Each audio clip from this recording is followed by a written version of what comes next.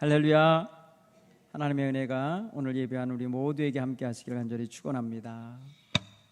얼마 전에 우리나라 축구 선수 가운데 손흥민이라는 선수가 잉글랜드 프리미엄 리그에서 득점왕이 됐다는 소식을 뉴스로 들으셨을 거예요.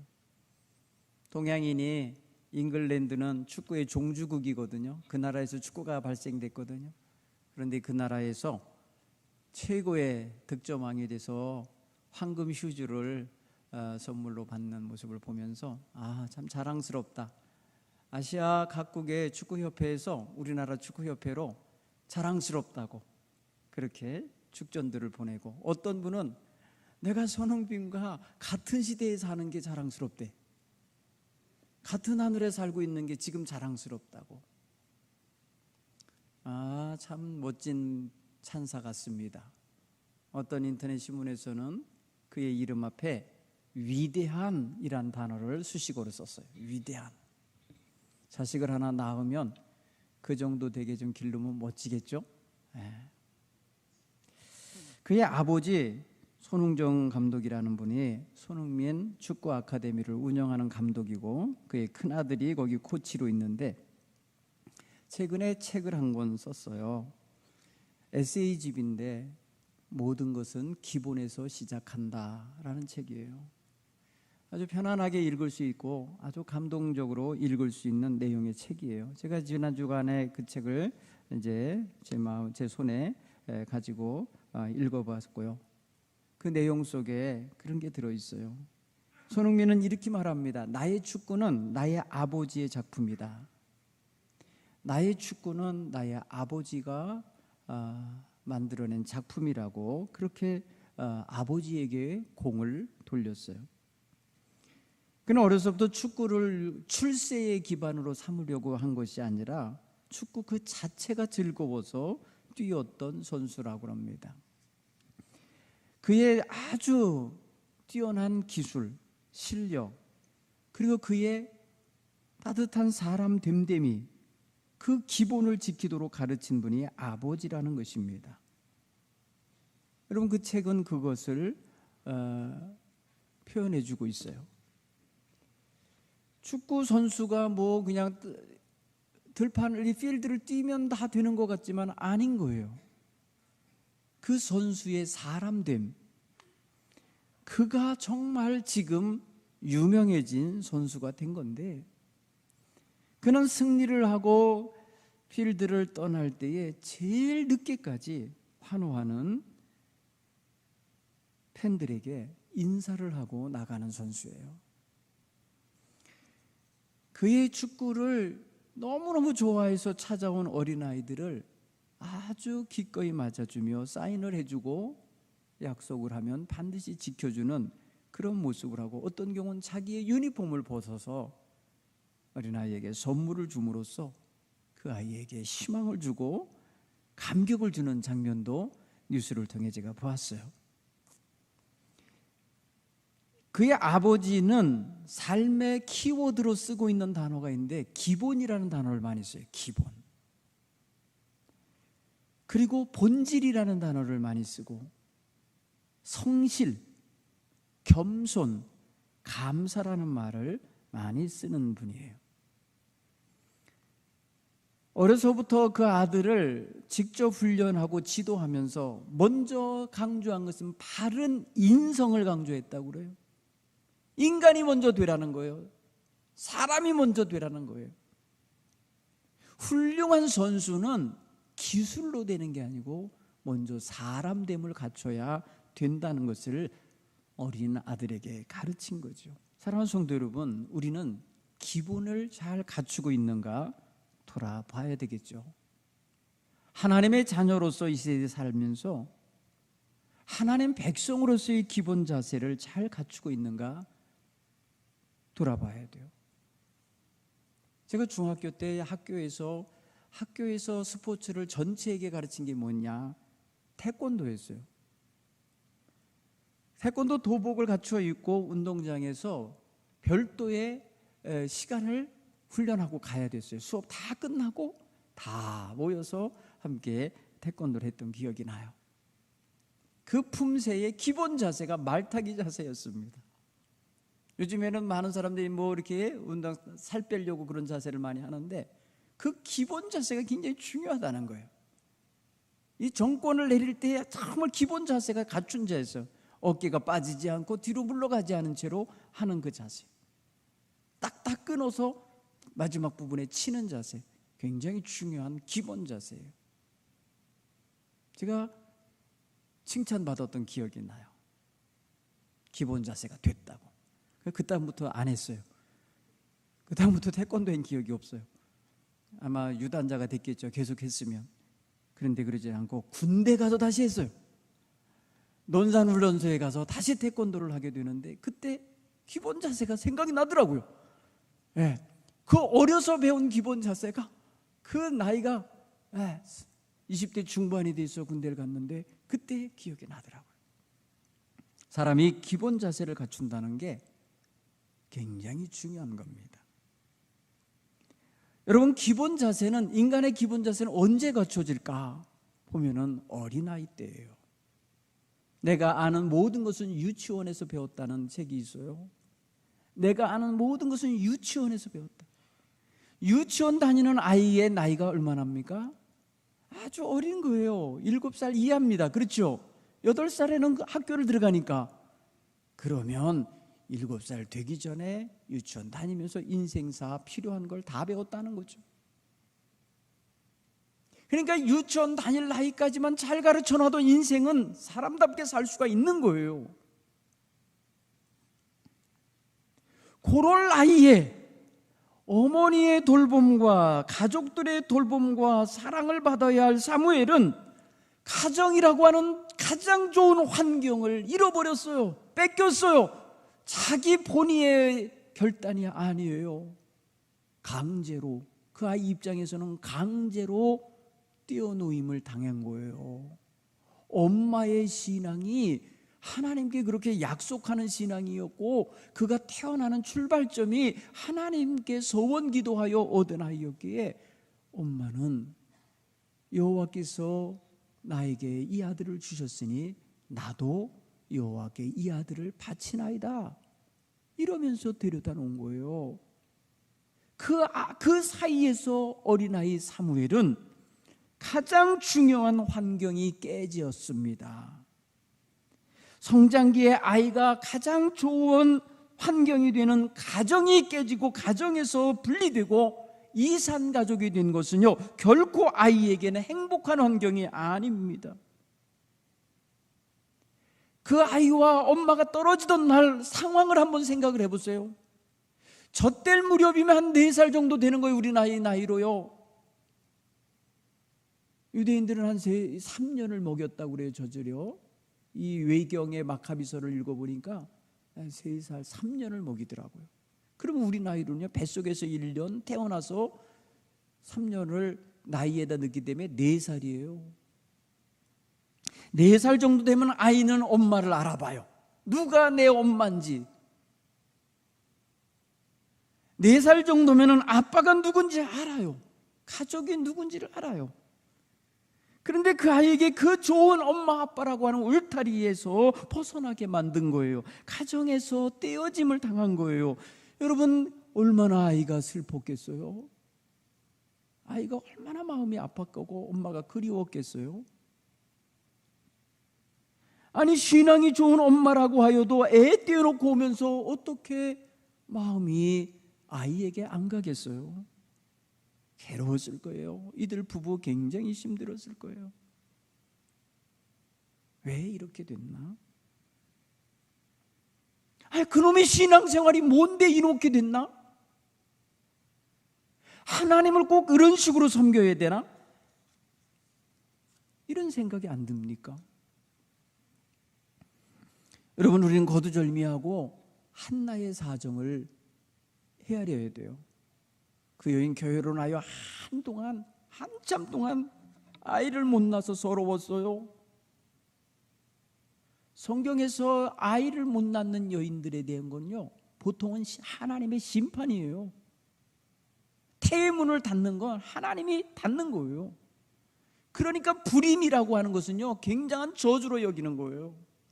그런 처지에 놓였으니 다른 부인이 얼마나 헐뜯었는지 몰라요. 괴롭혔다는 거예요. 그를 멸시했다는 거예요. 당시에 한나의 남편에게는 부인이, 다른 분인나라는 부인이 있었는데 그 부인에게는 자식이 여럿 있었어요.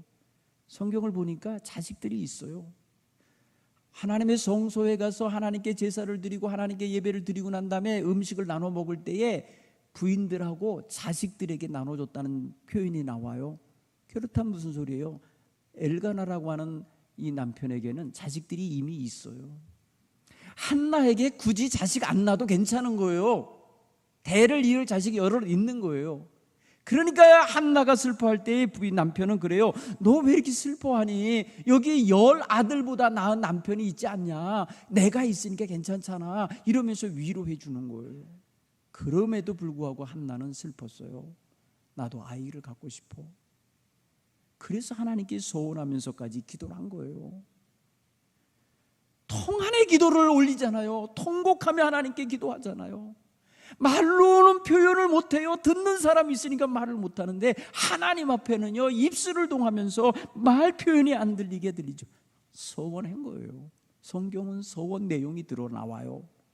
내게 아들을 주시오면 내가 그 아들의 머리에 삭도를 대지 아니하며 이 아이를 하나님께 영원히 바치겠습니다. 약속을 해요.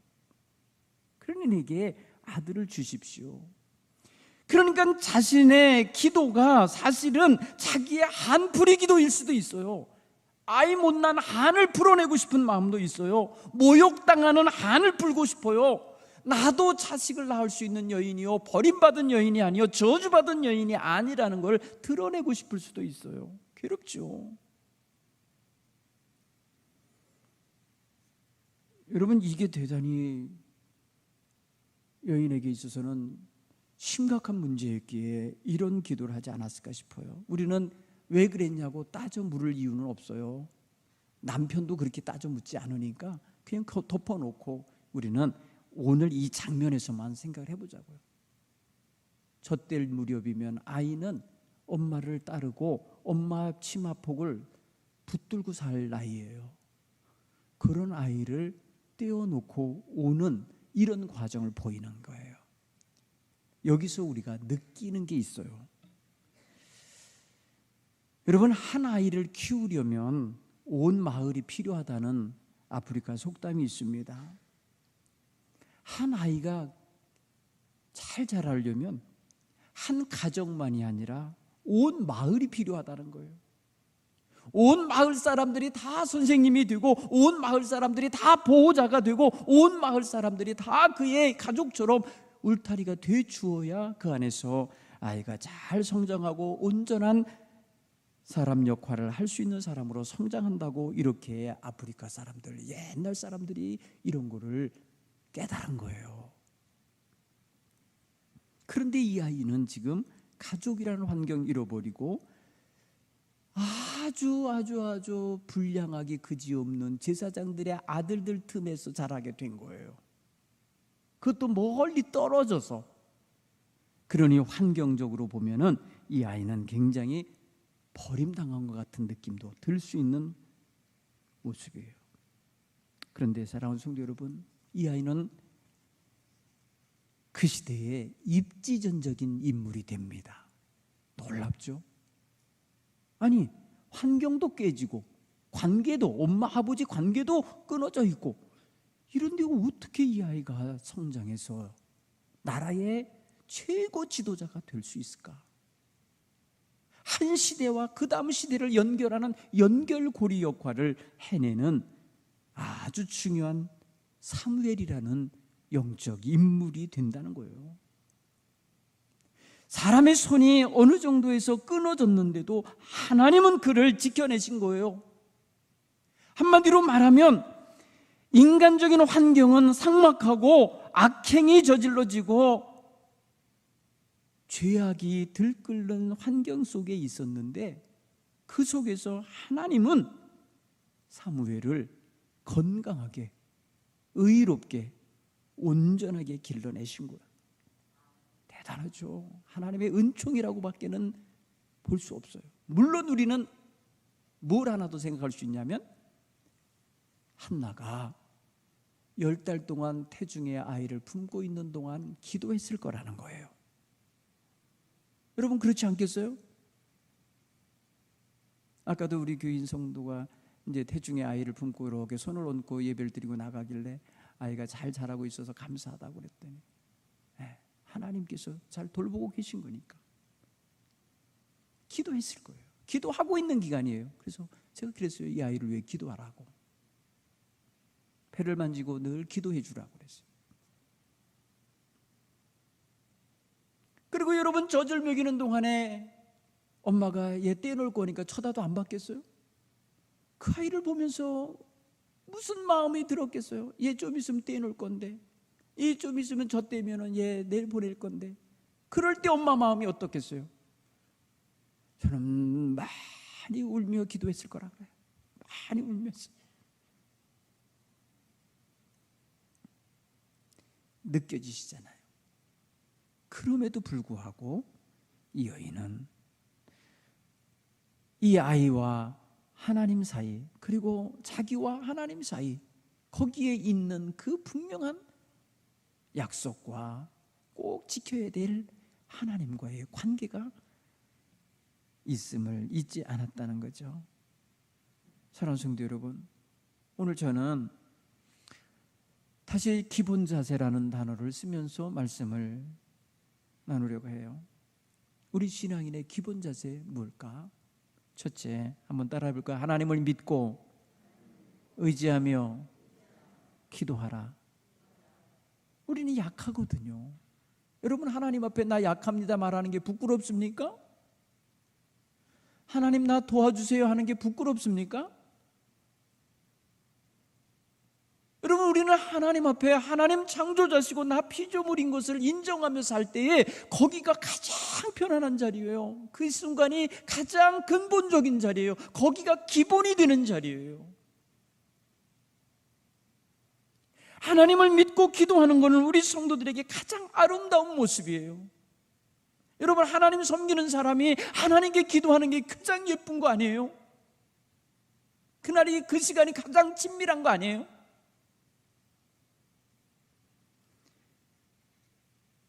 구하라. 그리하면 너희에게 주실 것이다. 찾아라. 그러면 찾아낼 것이다. 문을 두드려라. 그러면 너희에게 열릴 것이다. 예수님이 우리에게 가르쳐준 기도의 삶이에요. 그게 부끄러운 거면 그렇게 가르치지 않으셨을 거예요. 여러분 우리는 하나님을 의지하면서 하나님의 은총을 구하는 게 이게 믿음인 거예요. 하나님을 알고 있다 그러고 하나님을 믿고 있다면서도 구하지 않으면 안 돼요. 그러면 믿음 없는 거예요. 기도 생활하지 않으면. 여러분 기도 생활을 드러내야 믿음 생활을 온전히 하고 있는 거라고 여기실 수 있는 이런 자세가 간절히 축원합니다. 기도하며 사시기 바랍니다. 약할 때마다 기도하는 것만이 아니라 감사할 때도 기도하고요, 넘칠 때도 기도하십시오. 하나님 앞에 기도하며 나가는 게 예쁜 거예요.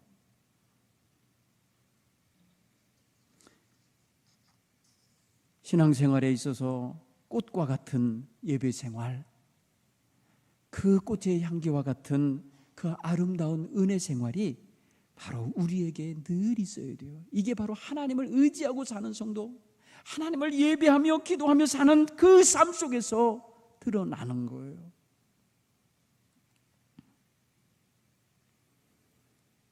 예배자, 기도자는 다 하나님 앞에 서는 것입니다. 하나님 앞에 서는 겁니다.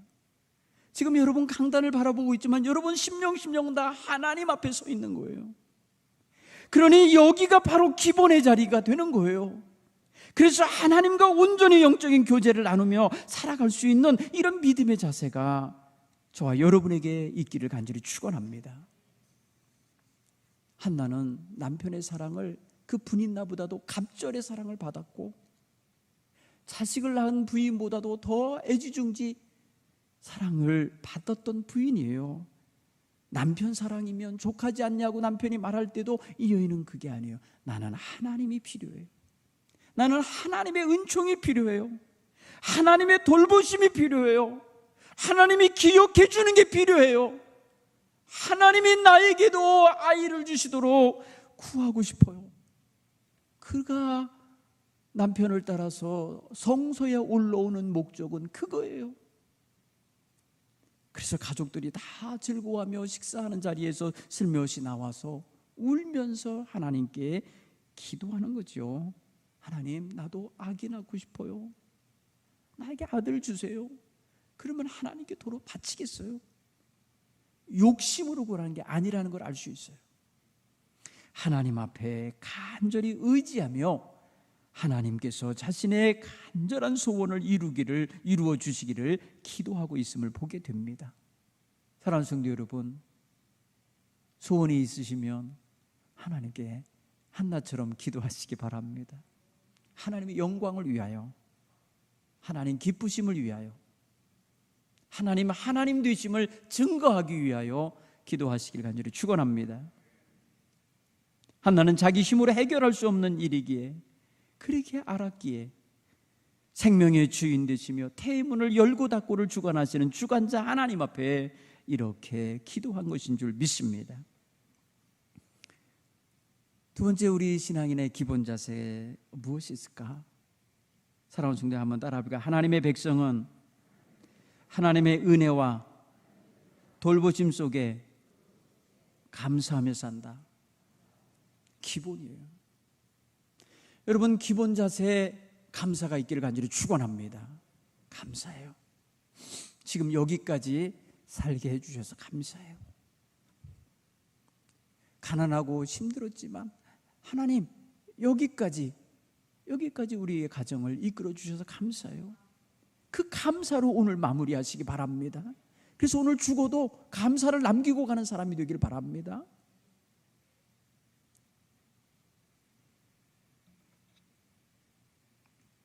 우리를 늘 돌보시는 하나님의 은혜의 손길과 눈길 속에 살고 있음을 우리가 날마다 삶 속에서 고백하는 게 이 기본이라고 여길 때에 일상이 얼마나 감사한 건지 몰라요.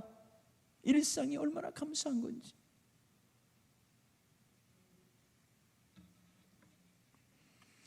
우리는, 인간은 전적으로 하나님 앞에 수동적인 위치에 있습니다. 수동적인 역할을 할 수밖에 없어요. 우리가 자기 주도적인 삶을 사는 것 같지만 하나님의 은총 속에 있다고 하는 이 분명한 것을 깨닫게 되기를 간절히 축원합니다. 커다란 하나님 손 안에서 내가 이리도 가고 저리도 가고 있는 거예요. 결국은 하나님이 우리 생명의 주인으로 여기까지 살아오게 하심을 깨닫기 바랍니다. 한나는 그걸 알은 거예요. 그래서 그렇게 기도한 거고, 하나님께 맡기면 하나님이 더 멋지게 하실 거라는 것도 이미 알고 있는 여인이기 때문에 굳이 내 환경 속에서 내가 안 길러도, 그 이복 형제들하고 다투면서 사는 거 그거 아니어도 괜찮으니까 하나님께 드릴 수 있었을 거예요. 하나님이 멋지게 길러주셨어요. 정말 이 아이가 성장하는 과정 속에 엄마는요, 매년 세마포로 에봇을 만들어서 제사장 어린아이가 입을 그 제사장 복장을 만들어다가 매년 올라갈 때마다 갈아입히면서 엄마의 마음은 거기에 담아주고 하나님의 은총을 받아 누리도록 길렀다는 것이죠. 아마도 서서히 자라면서 엄마와 아들 관계가 소원해질 수 있죠. 엄마를 잊고 사는 것 같은 아들의 모습을 보는 날도 왔을 거예요. 그래도 전혀 상처받지 않고 살아냈습니다. 하나님은 그 모든 것들을 잊고 살도록 오남매를 더 주셨어요. 한나는 그 이후에 사무엘 동생 오남매를 더 낳아요. 그러니까 풍성한 은혜를 누리게 된 거예요. 그러니 얼마나 감사했겠어요. 태문을 열고 나오는 마중물 같은 역할을 한 사무엘을 주신 것에 대하여 얼마나 감사했겠어요. 여러분, 사무엘상 2장을 읽어보면은요, 한나는 이 사무엘을 하면서 하나님 앞에 뭐라고 하냐면 나에게 뿔을 높이 세워주셨다고 그래요. 구원의 뿔을 높여주셨다고 그래요. 여러분, 이게 얼마나 그 자랑스럽고 얼마나 하나님의 은혜에 감격하고 감사했는지를 그렇게 표현한 거예요.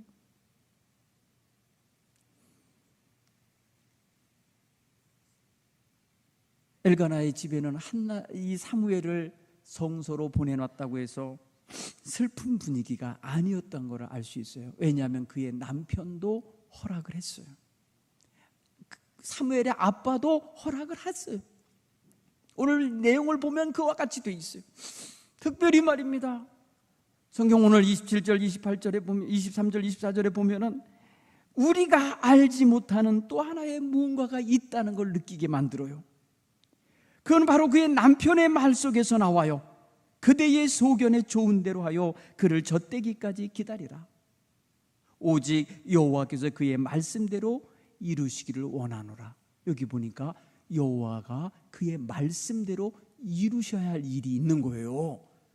뭔가 이 부부가 하나님께로부터 받은 말씀이 있는 거예요. 저는 상상을 해봤습니다. 무슨 말씀이 있었을까? 사사기 13장 5절에 보면 마노아라고 하는 삼손의 아버지가 나와요. 근데 이 아내가 아이를 못한 늙어가고 있을 때에 하나님께서 그에게 삼손이라고 하는 아들을 주실 때에 이 아이가 나거든 머리에 삭도를 대지 마라, 가위를 대지 마라. 그리고 말씀하시는 건 뭐예요? 이 아이는 태어나면서부터 나실인이 될 것이다. 하나님께 바쳐진 인물이 되는 거예요. 내가 이 아이로 하여금 블레셋에서 이스라엘을 구원하기를 시작하리라. 이렇게 말씀하셨어요. 이미 태중에 생기기도 전에 하나님이 삼손을 향하여 가지신 계획을 그렇게 그 부모에게 말씀하신 바가 있었거든요. 그러면 태중에 이 아이가 있을 때, 사무엘이 있을 때 이들 부부도 하나님께 말씀을 들은 게 있는 거예요. 제 느낌이 그래요. 그러기에 이 아이를 젖대고든 갖다가 하나님께 바치겠다고 할 때 남편이 반대하지 않아요. 남편이 어디 내 말도 안 듣고 나랑 의논도 없이 당신 마음대로 아이를 갖다 바치냐고 이렇게 따지질 않아요. 당신의 생각대로, 좋은 생각대로 하라고 그래요. 오직 여호와께서 그 하신 말씀대로 이루기를 원한다고 이렇게 기대하고 있잖아요. 이들 부부는 그러니까 태중의 아이가 자라고 젖 먹으며 자라는 동안에 하나님의 은총을 받아 누린 거예요. 그리고 남다른 특별한 사명도 받은 거라는 걸 알 수가 있어요. 기대감이 생기는 거예요.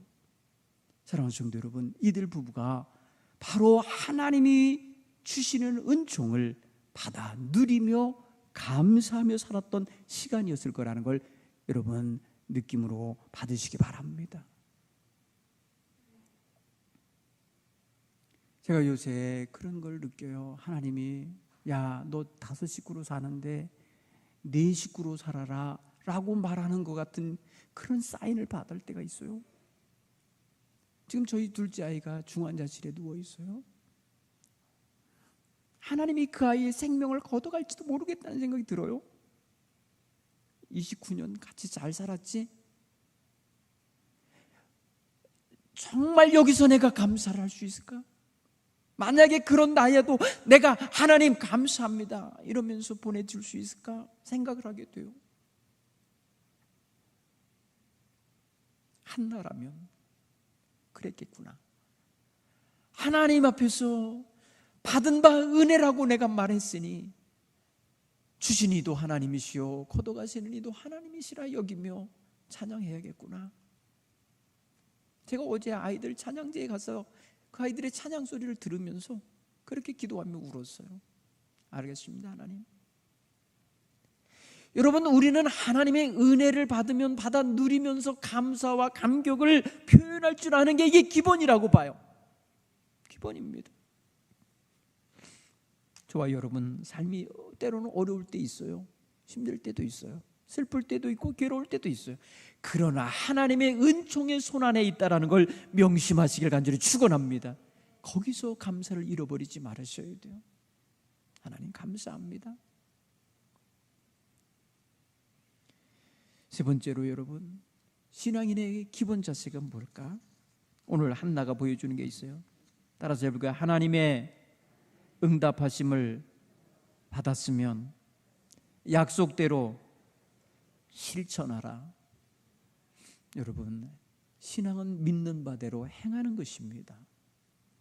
받은 바대로 행하는 것입니다.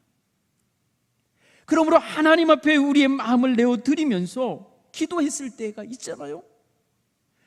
마음을 내어 드리면서 하나님과 교제하면서 내놓는 마음이 있으면 이제는 삶으로서 그렇게 실천하며 삶으로서 그렇게 응답하며 나아가야 되지 않냐는 거예요.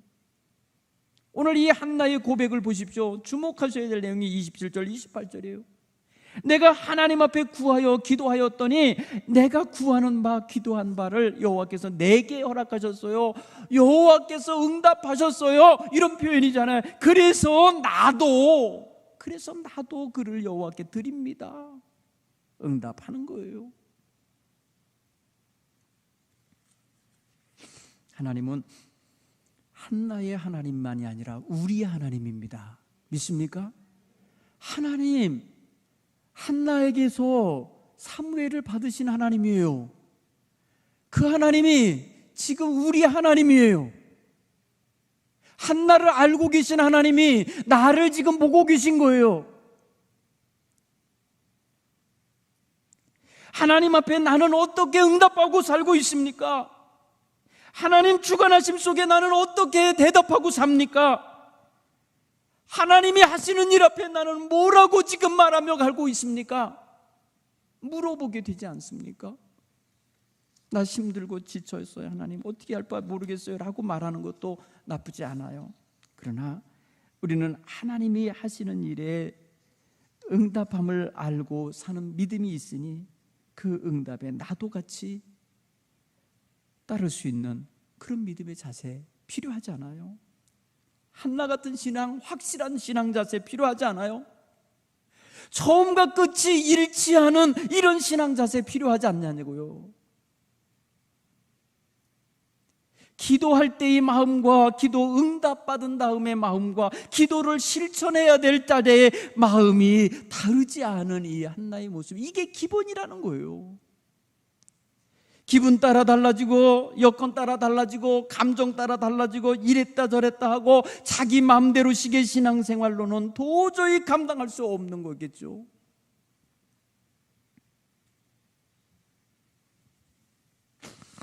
당시에 하나님도 굉장히 고민하시던 시대였습니다. 사무엘이 태어날 즈음에 하나님은 너무너무 힘드신 때였어요. 보니까 왜냐하면 엘리 집안이 엉망인 거예요. 그 민족의 지도자가 엉망인 거예요. 영적인 감각도 잃어버렸고 하나님과 대화도 못하고 말씀도 못 받고 자식들은 타락하여 음란하고 그들이 제사장이랍시고 성소를 더럽히고 있으니 얼마나 하나님이 답답하셨겠어요. 그 시대의 백성들은 얼마나 도탄에 빠졌겠어요. 가뜩이나 힘든데 블레셋 군대 때문에 늘 시달리는데 위로받아야 되고 제단에 하나님 앞에 와서 예배 드릴 때에 새 힘을 얻어야 되는데 지도자와 그 가족이 엉망이 됐으니 얼마나 힘들었겠어요. 그 괴로워하며 몸부림치는 하나님이 계실 때 한나도 아이를 낳고 싶어서 괴로워하고 있었던 거예요. 그때 사무엘이 태어나서 하나님의 소원도 이루어드리고 한나의 소원도 이루고 있는 거예요. 보십시오. 그 인물이 바로 하나님의 마음을 시원하게 해드리는 인물이 되는 거예요. 그 엉망인 사회 속에서, 그 엉망인 환경 속에서 하나님을 기쁘시게 하는 이로 성장하게 된 거예요. 바로 한나의 기본 자세가 그것을 이루어지게 만드는 역할을 하고 있다는 거죠. 사랑하는 성도 여러분, 우리 부족한 거 많아요. 연약한 거 많아요. 어디게 쉬웠겠습니까? 한나인들. 여러분, 눈에 넣어도 안 아플 아이를 떼어놓고 울고불고 하면서 따라오겠다는 아이를 거기다 남겨놓고 오는 엄마의 심정이 늘 편안했겠어요? 그러나 하나님과의 약속을 지키는 거고 자신의 신앙의 결단대로 행동하는 거예요.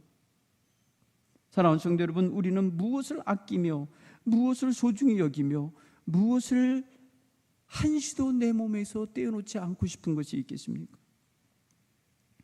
여러분, 자식들 다 자랑스럽죠.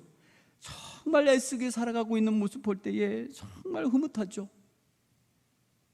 그 자식들을 하나님의 도구로 쓰임받게 하라 할 때에 할 수 있을지를 한번 물어보십시오. 내 귀한 것, 내 인생의 소중한 꿈마저도 하나님이 내놓으라 하실 때에 드릴 수 있어야 되지 않을까요? 여러분, 교사로서 정말 성공하고 싶고 교장 선생님이 되고 싶었던 한 교사가 있었는데요, 그가 가르치던 아이가 인생 고민하다가 그만 아파트에서 투신 자살해서 죽었어요. 교회학교 선생님이에요. 너무너무 충격을 받았어요. 내가 이 아이를 어떻게 돌봤던가, 어떻게 돌봤는데 이 아이를 이렇게 죽음에까지 가는 동안에 붙잡아 줄 수가 없었던가, 충격을 받고 자기가 교장 선생님이 되기 위하여 가는 그 교사의 길을 하나님이 내놓으라고 하시는 걸 들었어요. 그래서 다 교사직을 다 내려놓고 신학교로 갔어요. 다시 신학교에 입학을 해서 주의 종이 되겠습니다. 주의 종이 돼서 제대로 성도를 가르치고 이끌고 돌보겠습니다. 완전히 자기의 인생 계획을 송두리째 하나님께 내어드리는 결단을 했더라고요. 사랑하는 성도 여러분, 오늘 이 시간 우리를 돌아보십시다. 우리에게 가장 귀하고 소중한 것까지도 주를 위하여 기꺼이 내어드리며 헌신할 수 있는 이런 단순한 논리를 생각하는 게 아니라, 내가 한나였다면, 내가 이 시대에 이 몸부림치는 현실 속에서 내가 한나였다면 어떻게 나는 기도할까? 사랑하는 성도 여러분, 오늘 우리는 하나님을 잘 섬기며 하나님을 아바우지라 고백하며 나아가고 있는 자녀입니다. 그러니 하나님 앞에 믿음과 정성과 헌신의 모습으로 온전히 서기를 원하고 있습니다. 어떻게 그것을 이루어 가야 될까요? 먼저 여러분, 기도를 좀 하나님이 원하시는 방식으로 좀 하기를 바랍니다. 주여, 나의 연약함과 부족함과 무능함을 보게 하시고 날마다 주님 앞에 도움을 구하며 살게 하옵소서. 내 힘과 지혜, 지식이 도저히 알 수 없고 해결할 수 없는 일들 앞에 놓일 때에 오직 하나님만 생각하게 하옵소서. 하나님, 한나가 사무엘을 하나님께 내어드릴 때의 그 심정에 아픔이 있을지라도 견뎌낸 것처럼 우리가 하나님을 위하여 희생하며 견딜 힘을 얻게 하옵소서. 약속한 대로, 결단한 대로, 서원한 대로 실천할 수 있게 하옵소서. 성령이여, 우리에게 새 힘을 주셔서 늘 하나님 마음을 헤아릴 수 있는 성도가 되게 해 주옵소서. 하나님만을 의지하는 믿음으로 여러분 기도의 방향을 바꿔보시기 바랍니다. 그럴 때에 하나님을 기쁘시게 하는 자녀들이 되리라 믿습니다. 우리 이 시간 찬송가 301장을 바꿔서 부르겠는데요, 지금까지 살아온 거 주님의 크신 은혜였다고 먼저 고백하십시다. 그리고 하나님께 감사합니다로 오늘을 정리하여 내시기 바라고, 이후의 삶에 어려움이 있어도 하나님 도우시는 힘으로 살겠습니다 결단하는 기도를 올리겠습니다.